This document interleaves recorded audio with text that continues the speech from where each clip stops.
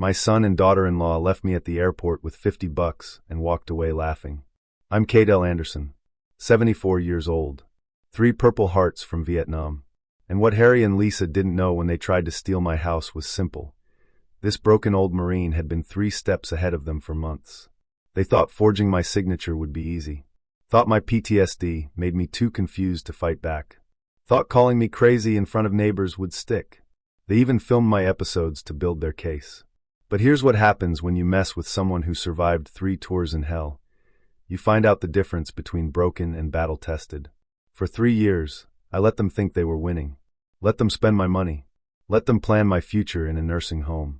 All while I documented every lie, every stolen dollar, every cruel laugh. Because sometimes the best revenge isn't getting mad. It's getting even in front of 800 people on Memorial Day. Please subscribe and drop a comment below to let me know where you're tuning in from. This is how I turned their greed into their destruction. One recorded conversation at a time. Let me take you back to where this nightmare began. 3 years ago, after my wife Era died from cancer, I moved in with Harry and Lisa in Fayetteville, North Carolina. They convinced me it was temporary. Just until you get back on your feet, Dad. I should have known better. The house was mine. Bought and paid for in 1987 with my disability pension. Worth $285,000 today. But I signed papers letting Harry handle the bills while I grieved. I trusted my only child. The humiliation started small. Harry would roll his eyes when I took my PTSD medication. Sertraline, 100 milligrams. Prozosine, 2 milligrams. Pop's pill time again, he'd announce to Lisa. They'd share those looks. You know the ones. When loud noises triggered my episodes, Harry got worse. Car doors slamming. His BMW alarm going off. Even the garbage truck on Tuesday mornings. I'd duck, hands trembling, transported back to those rice paddies in Vietnam. There goes the crazy old man again, Harry would say. Acting out his war movies. Lisa started filming me with her iPhone. For your own good, she claimed. In case we need to prove you're struggling. I apologized constantly. For flinching. For asking him to lower the TV. For existing. I'm sorry, son. I know I'm difficult. You're not difficult, Dad. You're broken. Those words cut deeper than any shrapnel I'd taken in '69. They made me eat dinner after they finished, leftovers on paper plates while they used the good china Era picked out. I sat in the kitchen like hired help, listening to them plan their future in my house. Once we get the deed transferred, we can refinance, Lisa whispered. Maybe get that pool we wanted. I heard everything. But I stayed quiet. My VA appointments became ammunition. He can't even drive himself to the doctor, Harry told the neighbors. Memory's going. PTSD's getting worse. None of it was true. My competency evaluation from Dr. Patricia Hayes was clear. Fully functional. Mild anxiety disorder, well managed with medication. But Harry didn't share that report with anyone. They controlled my mail, my phone calls, even my veteran benefit statements. We handle Dad's finances now, Harry would tell people. He gets confused with numbers. Confused? I'd been balancing books since before he was born. The worst part was watching them spend my money. Harry's BMW lease, $720 monthly. Lisa's shopping trips. Designer purses. Expensive dinners. All charged to the account they managed for me. It's our money too, Lisa reminded me when I questioned a $1,500 charge at Nordstrom. We're taking care of you. Taking care of me meant I drove a 15-year-old Honda Civic while they flashed around in luxury vehicles. It meant I clipped coupons while they ordered DoorDash every night. But here's what they didn't understand about Marines. We observe before we act. Every cruel comment went into my phone's voice memo app. Every financial abuse, carefully documented. Every piece of mail they hid, I'd already photographed. My old unit taught me patience. 3 tours in Vietnam taught me strategy. And my VFW brothers taught me that some battles are worth fighting, no matter how old you get. Harry thought my shaking hands meant weakness. He thought my quiet acceptance meant defeat. He was about to learn the difference between retreat and tactical positioning. But first, I had to let him think he'd already won.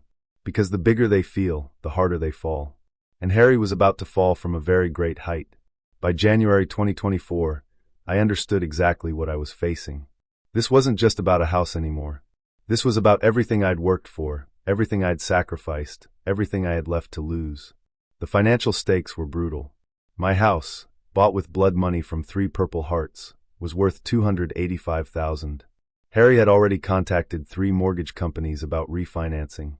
I found the applications in his email when he left his laptop open.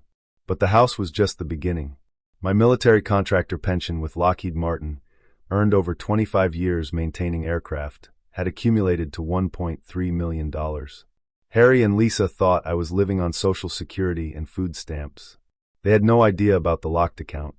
If they succeeded in declaring me incompetent, they'd control everything. The house, the pension, even my Purple Heart disability payments of $1,250 monthly. I'd end up in some state-run nursing home, while they lived like royalty on my dime. The social stakes cut deeper. Fayetteville is a military town. Everyone knows everyone.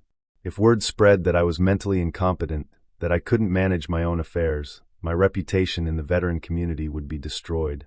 My VFW post, where I'd been a founding member since 1972, would see me as a liability. The Marine Brotherhood that had sustained me through Ira's death would distance themselves. Nobody wants to associate with the crazy old guy who lost his mind. Harry was already planting those seeds. At the grocery store, he'd stage conversations loud enough for others to hear. "Dad, you already bought milk yesterday. Remember? We talked about this." I never bought milk the day before. But strangers didn't know that. At church, he'd guide me by the elbow like I was feeble. "Careful, Pop, watch your step." Making sure everyone saw him caring for his declining father. The emotional stakes were the worst part. Era and I had built this life together. Every piece of furniture told a story. The kitchen table, where we paid bills for 30 years. The bedroom where she died, holding my hand. If I lost the house, I lost Ira's memory. I lost our life together. And I'd die knowing my only son, the boy I'd worked 3 jobs to put through college, saw me as nothing more than an obstacle to his inheritance. But Marines don't surrender, even when the odds look impossible. I started doing reconnaissance. Real estate records at the county courthouse. Military pension regulations. Elder abuse statutes. I had experience with military bureaucracy and 40 years of dealing with red tape. The math was simple. Harry needed me declared incompetent to steal my assets. But competency requires medical evidence. And my VA medical records were spotless. Dr. Patricia Hayes had been treating my PTSD for 15 years. Every evaluation showed the same result: mild anxiety disorder, well controlled with medication, fully functional mentally. Harry was building his case on lies. And lies have a way of collapsing when exposed to sunlight. I also discovered something interesting about property law in North Carolina. Any deed transfer over $50,000 requires 2 independent witnesses and notarization by a licensed professional. The document Harry was preparing had 1 witness, his wife, and a notary stamp that looked suspiciously fresh. My old friend Jimmy Miller, retired colonel and current VFW commander, happened to be a notary public. He'd been stamping documents for 20 years. One look at Harry's paperwork, and he'd spot the forgery immediately. But I needed Harry to make his move first. In military terms, I needed him to commit his forces before I revealed my own strength. The stakes were clear. Everything I'd built, everything I'd earned, everything Era and I had created together. Against that, Harry had arrogance, greed, and a fundamental misunderstanding of who he was dealing with. He thought PTSD made me weak. He thought age made me stupid. He thought 30 years of military service was just playing soldier. He was about to get an education in what Marines do to people who threaten their own. But first, I had to let him spring his trap. Because sometimes the best defense is letting your enemy think they've already won. The house was worth $285,000. My pension was worth $1.3 million. My dignity was priceless. And Harry was about to learn that some things are worth fighting for, no matter what it costs. The boy thought he was playing checkers. But this old Marine was playing chess. And I was already 3 moves ahead. The first real battle happened on a Tuesday morning in February. I was taking my medication, my daily routine with the sertraline and prazosin, when Harry cornered me in the kitchen. "We need to talk, Dad." Lisa stood behind him, arms crossed. "iPhone ready. Always ready." "About what, son?" "About your situation." I sat down my pill organizer. Era had bought it for me in 2019. Blue plastic with day-of-the-week compartments. Harry stared at it like it was evidence. "What situation?" "You're getting worse." "I feel fine. Yesterday you asked me 3 times when dinner was." That was a lie. I'd asked once at 4 o'clock because Lisa usually cooked at 5, but it was already 6:30. "I don't remember that." See? That's exactly what I'm talking about. Harry sat across from me. His voice shifted into that patronizing tone he used with his clients at the insurance office. Dad, Lisa and I have been discussing your care. I don't need care. You need structure, support, professional help. I see Dr. Hayes every month. Dr. Hayes doesn't live here. She doesn't see the daily decline. Daily decline. Like I was some broken appliance winding down. What decline? Lisa stepped forward, phone positioned perfectly. Yesterday you put the milk in the cabinet. Another lie. I never touched their milk. I drank black coffee and water. I don't think so. Dad, we're trying to help you. Help me what? Accept reality. The word reality hit different coming from Harry. Like he owned it. Like his version was the only version that mattered. My reality seems fine. Does it? When's the last time you balanced a checkbook? You handle my finances now. Because you asked us to. Because you insisted. Because you were making mistakes. We stared at each other across Ira's kitchen table. 30 years of shared meals, birthday cakes, Christmas mornings, all of it dissolving into this moment. What mistakes? The electric bill. You paid it twice. I'd paid it once. On time. Online. Like I'd been doing for 5 years. But arguing would only give him more ammunition. I see. Do you? Do you really see what's happening here? His voice was rising, getting that edge it got when he talked to Lisa about money, when he thought I couldn't hear. Tell me. You're losing it, Dad. Your mind. Your independence. Everything. Everything. Such a big word for such a small man.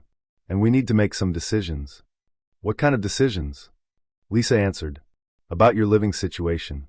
I live here. You live in our house. Our house. Not my house. Not the house I'd bought with disability money earned in a Vietnamese rice paddy. Is that what this is about? Harry leaned forward. This is about taking care of family. Whose family?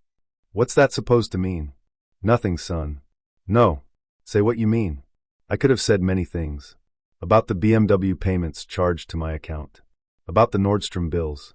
About the mortgage applications I'd found. Instead, I said, I appreciate everything you do. Do you? Of course. Because sometimes it feels like you're fighting us. I'm not fighting anyone. Good. Because we've scheduled a meeting. What kind of meeting? With a lawyer. The room went quiet. Lisa's phone was definitely recording now. What lawyer? Someone who specializes in family situations. Family situations. Like I was a situation to be managed. What kind of family situations? Competency issues. There it was. The word they'd been dancing around for months. Competency. Just a consultation, Dad. Nothing formal yet. Harry flinched. What? Nothing formal yet.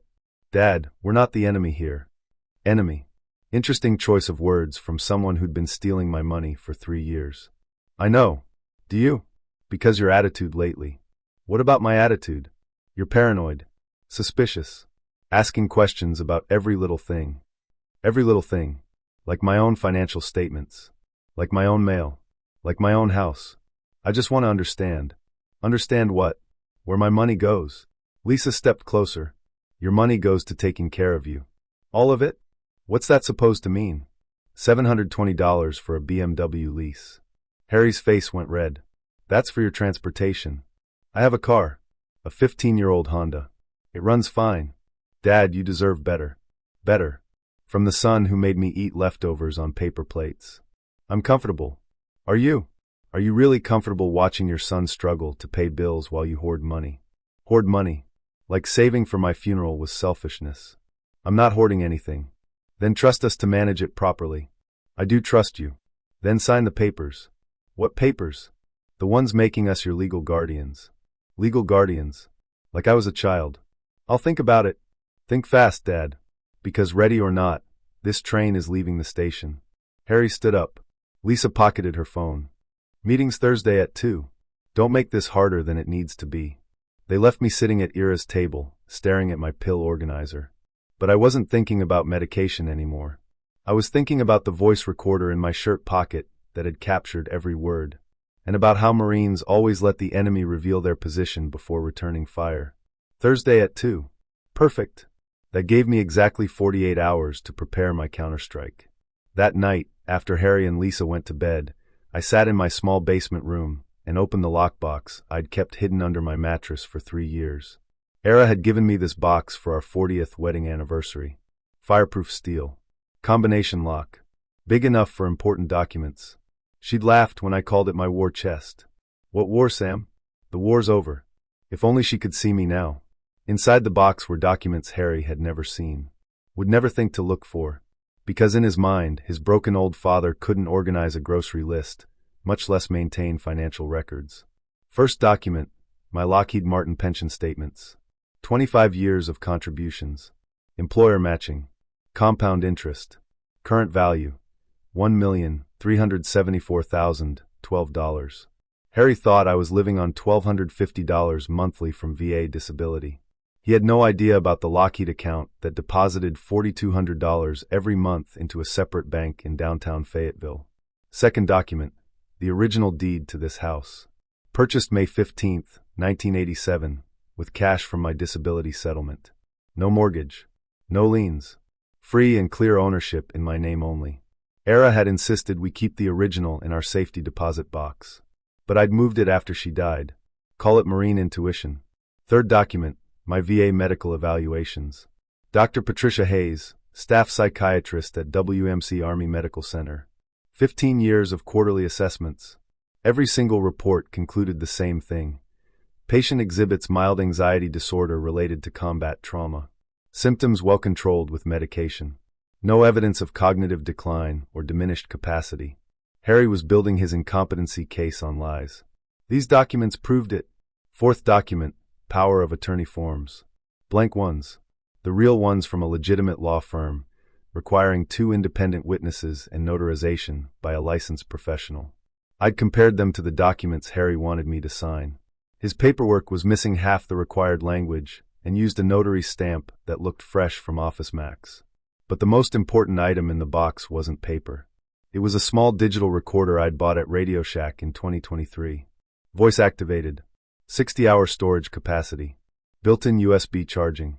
For 3 months, I'd been documenting every conversation, every cruel comment, every financial decision made without my input. 47 minutes of recorded evidence. Harry calling me crazy. Lisa filming my PTSD episodes. Both of them discussing my money like it was already theirs. Once we get conservatorship, we can access his VA benefits. The house alone will pay off our credit cards. Think he'll last long in a nursing home? All of it preserved in digital clarity. The last item was a business card. Colonel James Miller, retired. VFW Post 1952 Commander. Licensed Notary Public. Licensed Attorney. And my friend for 32 years. Jimmy had served in Desert Storm after I came home from Vietnam. Different war. Same brotherhood.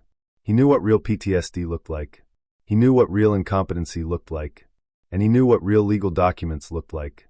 I'd called Jimmy the day before, after Harry mentioned the Thursday meeting. Sam, you need representation? Maybe. Can't say too much on the phone. Understood. You want me to review some paperwork? That would help. Bring everything Thursday morning. Before your meeting. Jimmy didn't ask questions. Marines don't need explanations when a brother needs help. I closed the lockbox and slid it back under my mattress. Tomorrow, I'd start making copies of everything. Thursday morning, I'd show Jimmy the evidence. Thursday afternoon, I'd walk into that meeting prepared for war. Harry thought he was fighting a confused old man with shaky hands and a head full of nightmares. He was actually fighting a Marine with 40 years of military training, 60 hours of recorded evidence, and $1.3 million in resources. But I'd let him discover that the hard way. Because sometimes the best strategy is letting your enemy think they've already won, until it's time to show them they never even started fighting. Saturday afternoon, February 24th. The Johnsons were throwing their annual neighborhood barbecue. 20-plus families gathering in their backyard for burgers, beer, and small-town socializing. Harry insisted we attend. Good for Dad to get out, he announced to everyone. He doesn't socialize much anymore. I knew better. This was performance. Harry playing the devoted son managing his declining father in front of witnesses. The Johnsons' backyard was packed. Kids running around the playset. Adults clustered around picnic tables. The smell of charcoal and lighter fluid triggering memories I'd rather forget. I stayed close to the fence, away from the crowd. PTSD Management 101. Control your environment. Sam. Tony Rodriguez approached. Beer in hand. Staff Sergeant. Currently active duty, stationed at Bragg. Mid-30s. 2 deployments in Afghanistan. He'd moved in 3 houses down last year. Hey Tony. How you holding up? Can't complain. How's retirement treating you? Before I could answer, Harry appeared. That protective smile he wore in public. Dad gets tired easily these days, Harry said. Don't we, Pop? I wasn't tired. But correcting him would only prove his point. We all get older, Tony said diplomatically. Some more than others, Lisa added, joining our circle. iPhone already in her hand. Dad had an episode yesterday, Harry announced to the group. Couldn't remember where he put his medication. Another lie. I'd found my pills exactly where I'd left them, in the kitchen cabinet where I'd kept them for 3 years. PTSD can affect memory, someone said sympathetically. It's getting worse, Harry continued. Sometimes he doesn't recognize people. I recognized everyone perfectly, but arguing would only make me look defensive. That's tough, Tony said, watching me carefully. The worst part is the anger, Lisa added. He gets violent when he's confused. Violent. I hadn't raised my voice in anger since 1987. Really? Tony's expression shifted. Marines know Marines. He was reading the situation. Last week he threw a plate, Harry said. Right through the kitchen window. I'd never thrown anything. The only broken window was from Harry's golf ball when he'd been practicing his swing in the backyard. Sounds scary, someone murmured. We're managing it, Harry said nobly. Family takes care of family. What does his doctor say? Tony asked. Dr. Hayes thinks he needs more structured care, Lisa answered quickly. Dr. Hayes had never said anything like that. But the crowd didn't know Dr. Hayes. Nursing home, someone asked. We're exploring options, Harry said. It's hard, but we have to think about safety. Safety.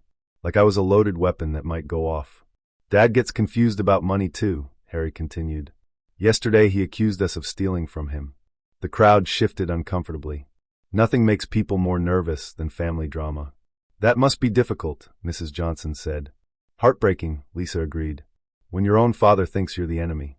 Enemy. That word again. I stood quietly, letting them build their case. Every lie documented in the voice recorder hidden in my shirt pocket.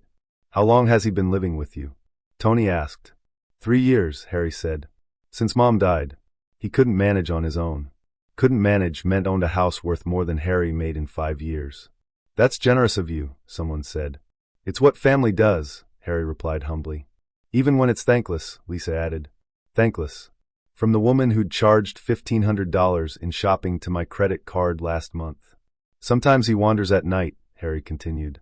We had to put locks on the doors. I'd never wandered anywhere. The locks were to keep me from accessing my own mail. Have you considered medication adjustment? Tony asked.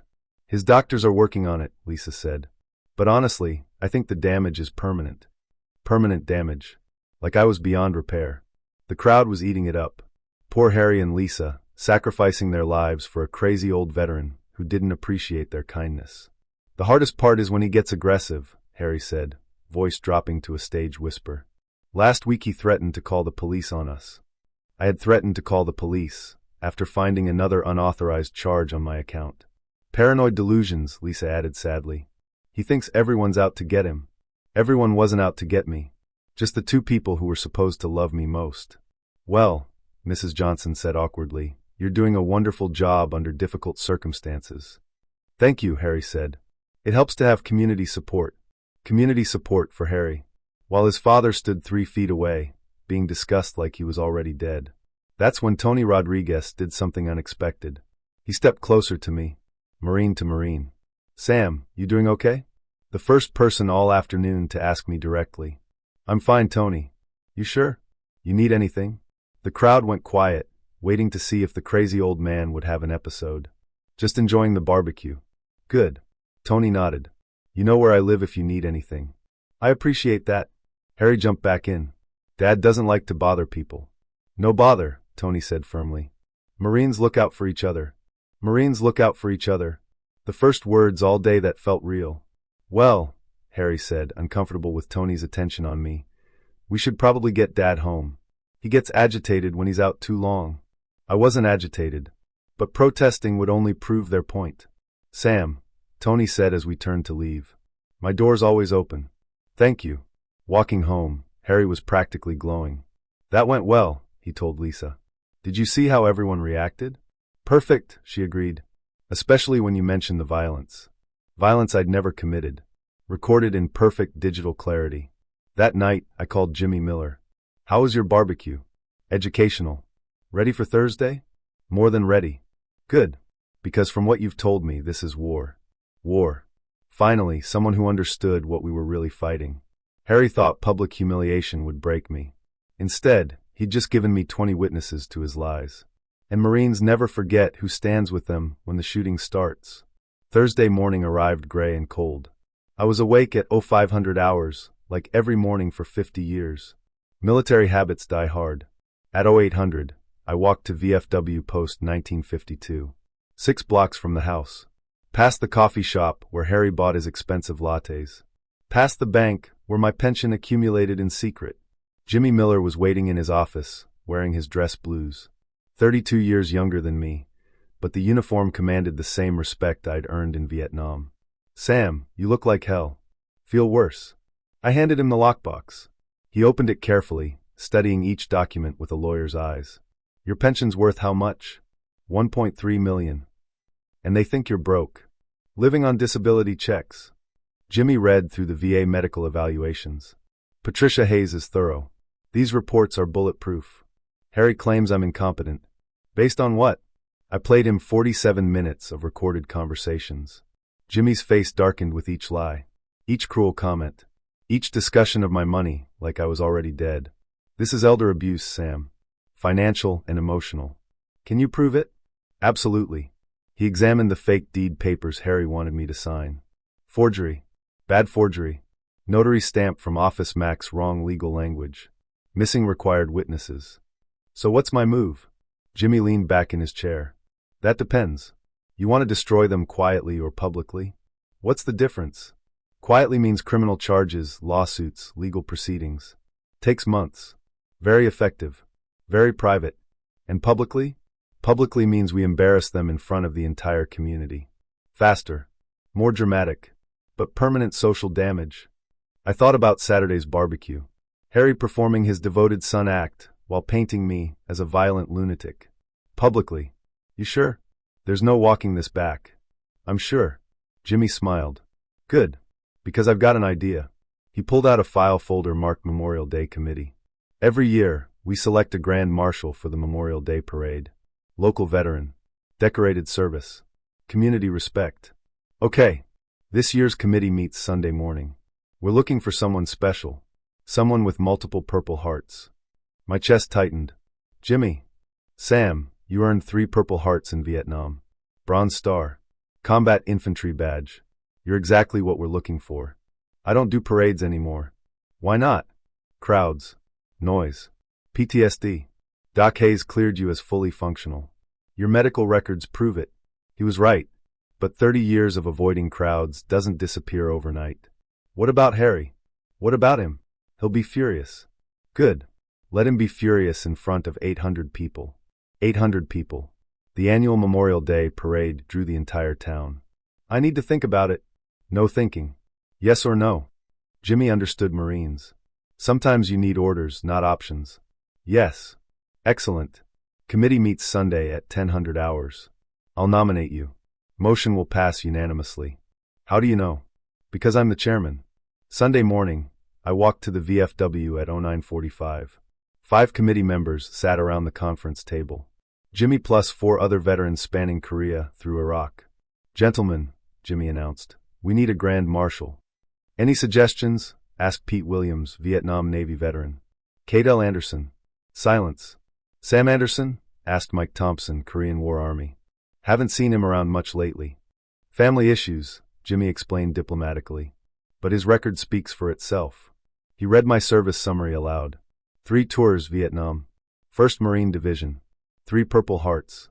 Bronze Star. Combat Infantry Badge. Presidential Unit Citation. Jesus, whispered Tom Davis, Gulf War Air Force. This guy's a legend. Any objections? Silence. Motion carries. Sam Anderson, Grand Marshal, Memorial Day 2024. Jimmy called me that afternoon. It's official. You're our Grand Marshal. Now what? Now we announce it. Local paper. Social media. Community bulletin board. Harry will see it. That's the point. The announcement appeared in Tuesday's Fayetteville Observer. Vietnam veteran selected as Memorial Day Grand Marshal. VFW Post 1952 proudly announces Cadell Anderson, 74, as Grand Marshal for Monday's Memorial Day Parade. Anderson, a decorated Marine veteran, served 3 tours in Vietnam and earned 3 Purple Hearts, Bronze Star, and Combat Infantry Badge. The parade begins 11 a.m. at City Hall. Harry saw it Tuesday evening. I was in the kitchen when he burst through the front door. "Dad, did you see this?" He held up the newspaper, hands shaking. "See what?" "This article. About you being Grand Marshal." "Oh that? Oh that? Dad, this is huge." "It's just a parade, son." "Just a parade?" "Dad, this is an honor." "Why didn't you tell us?" "Because you think I'm incompetent," I thought. "Because you've spent 3 years painting me as a crazy old man. Didn't seem important." "Not important?" "Dad, the whole town will be watching." "The whole town?" "Including everyone from Saturday's barbecue who'd heard Harry describe my violent episodes and paranoid delusions. I suppose. We need to prepare. Get you a new suit. Practice your wave. Practice my wave. Like I was a trained SEAL. I'll manage. Dad, this is your moment to shine. My moment to shine." While Harry took credit for supporting his veteran father. But that's exactly what I was counting on. Monday morning, Harry would escort his honored father to the parade. He'd wave to the crowd, accepting their admiration for being such a devoted son. And then I'd show everyone who Cadell Anderson really was. Not the broken old man Harry described at barbecues, but a decorated Marine with 47 minutes of recorded evidence and 1.3 million reasons to fight back. The parade was 5 days away. Time to lock and load.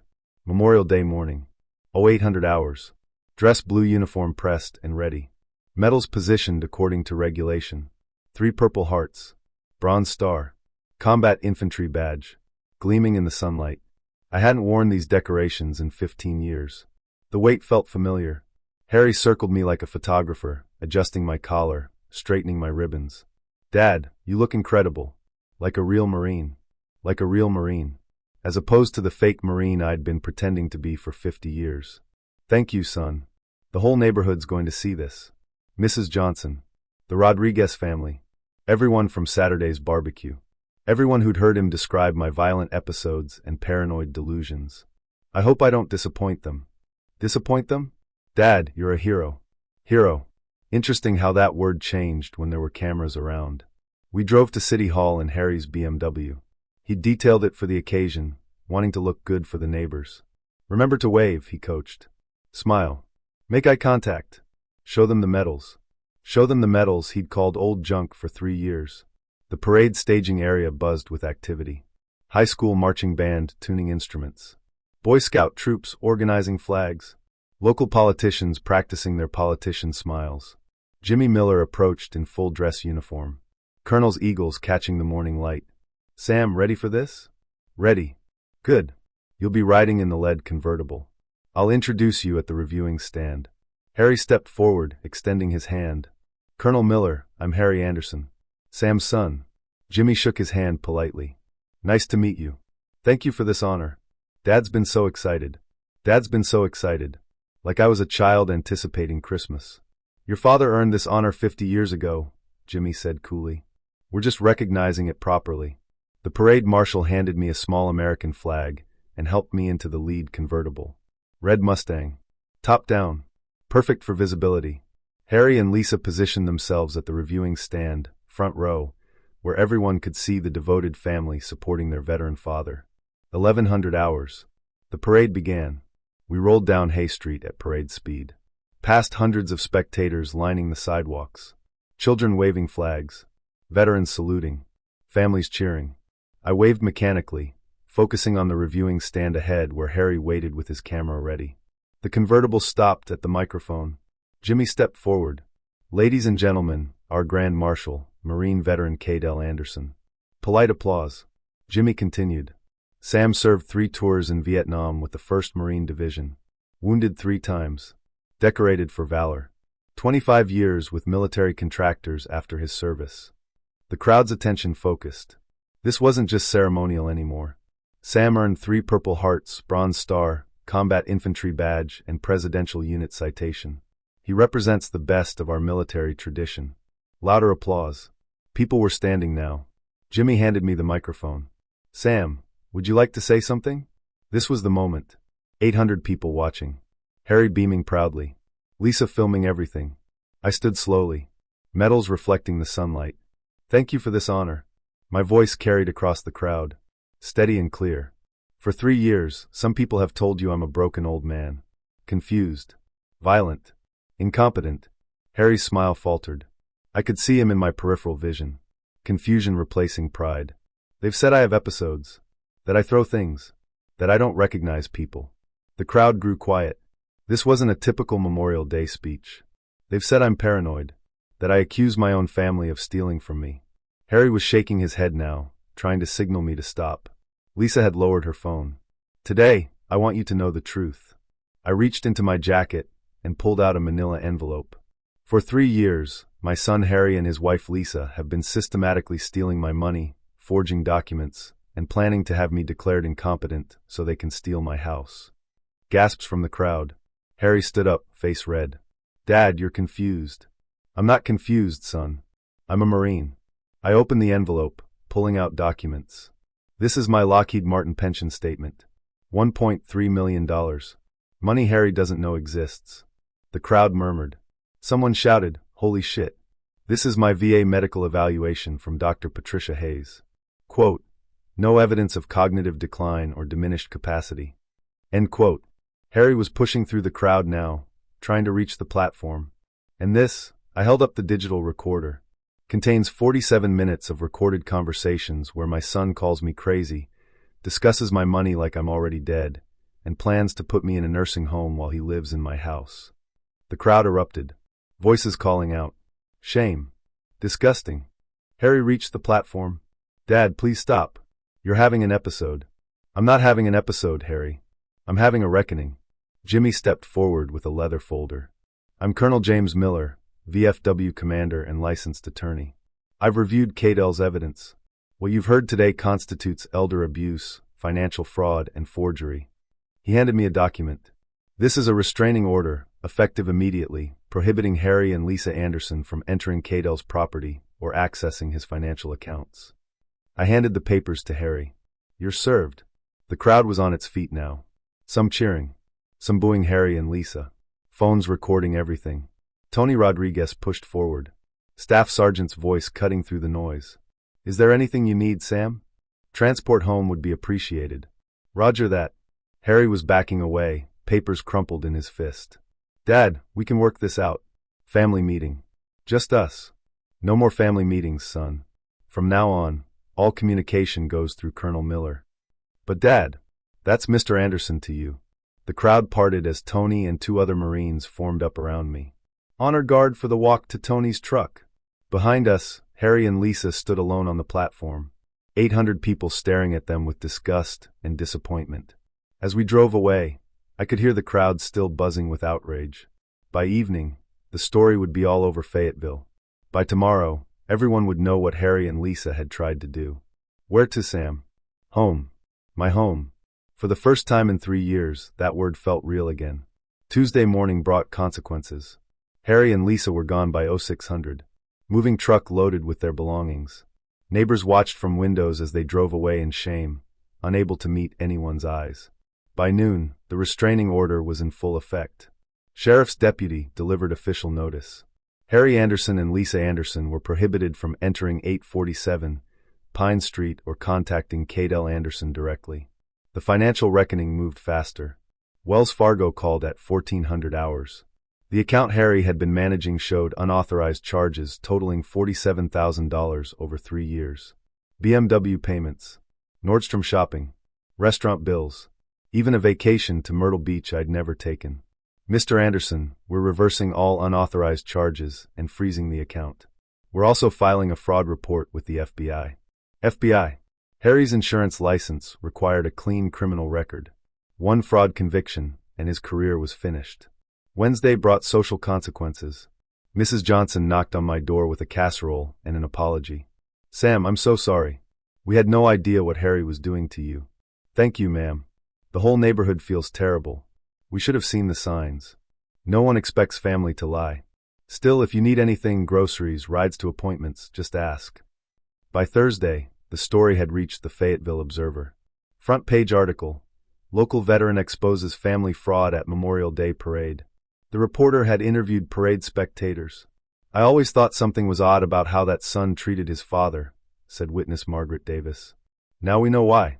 Disgusting behavior," added veteran Tom Wilson. "Marines don't abandon Marines. Family shouldn't abandon family." Friday brought legal consequences. Colonel Miller called with updates. District Attorney's Office is filing charges. Elder abuse, financial fraud, forgery, conspiracy. Harry and Lisa are looking at 2 to 5 years each. What about restitution? Full recovery of stolen funds plus damages. They'll pay back every penny. And the house? Yours. Free and clear. The fake deed was never filed, so there's no legal complications. Harry had been too confident, too eager. He'd planned to file the forged paperwork after having me declared incompetent. His greed had made him sloppy. Saturday brought the most satisfying consequence. Tony Rodriguez stopped by with news from his wife, who worked at the insurance office. Harry was terminated yesterday. Company policy: no employees with pending fraud charges. What about their BMW? Repossessed Wednesday. Turns out they were 3 months behind on payments. Harry had been stealing my money to maintain a lifestyle he couldn't afford. Now he'd lost everything. Job, car, house, reputation. Where are they living? Lisa's mother's place. 2-bedroom apartment across town. From my $285,000 house to Lisa's mother's apartment. The reversal was complete. Sunday brought unexpected consequences. The VFW post was packed for the weekly meeting. Word had spread through the veteran community.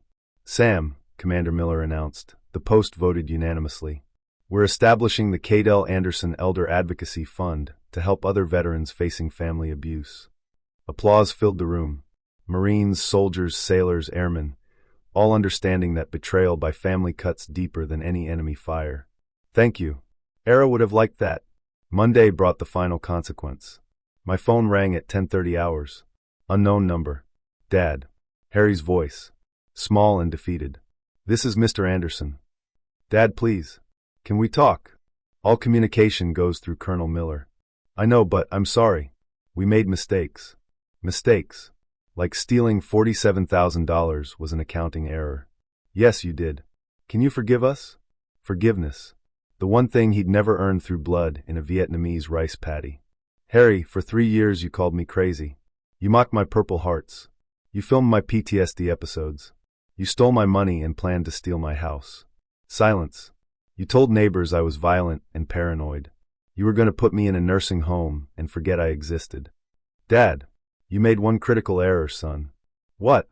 "You forgot I'm a Marine, and Marines never surrender." I hung up. That afternoon, I walked through my house. My house. For the first time in 3 years without feeling like a guest. Ira's furniture in its proper place. My medications in the kitchen cabinet where they belonged. My mail delivered to my mailbox.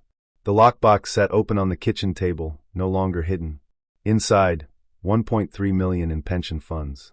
Free and clear deed to my house. And a digital recorder that had changed everything. But the most important item wasn't in the box anymore. It was hanging in the living room. 3 Purple Hearts. Bronze Star. Combat Infantry Badge. Era had framed them before she died. For the man who earned them, she'd written on the back. I'd earned them in Vietnam 50 years ago. But I'd proven them again on Memorial Day 2024. 3 months later, I was sitting on my front porch at 0600. Coffee in hand. Watching the sunrise over my neighborhood. My neighborhood. My house. My life. The legal proceedings were almost finished. Harry and Lisa had accepted plea deals. 2 years probation. Full restitution. Community service at the VA hospital. They'd learn what real veterans looked like. Jimmy Miller stopped by twice a week. More friend than attorney now. We'd drink coffee and talk about everything except family drama. Tony Rodriguez became my closest neighbor. His kids called me Grandpa Sam and asked to see my medals. I told them stories about courage and loyalty. Lessons Harry had never learned. The Cadell Anderson Elder Advocacy Fund had helped 12 veterans in 3 months. Men and women facing the same betrayal I'd endured. We gave them resources, legal support, and most importantly, the knowledge they weren't alone. Dr. Hayes adjusted my medication. The PTSD symptoms had improved dramatically once the source of my real stress was removed. Turns out being gaslit by your own family is worse for mental health than combat memories. Harry called twice more. Both times I referred him to Jimmy. He'd forfeited the right to speak directly to his father when he chose greed over love. My Lockheed pension was now managed by a financial advisor Jimmy recommended. The money would support veterans' causes after I'm gone. A better legacy than anything Harry could have provided. I'd started dating again. Mary Patterson, widow of a Navy veteran. She understood military families. We took things slowly, like people our age should. The most important change was simple. I stopped apologizing for existing. No more eating dinner scraps. No more hiding my achievements. No more pretending PTSD made me weak instead of proving I'd survived hell and kept going. This morning, my phone buzzed with a text message. Happy birthday, Grandpa Sam. Can we see your medals today? Tony's daughter, Emma. I'd forgotten it was my birthday.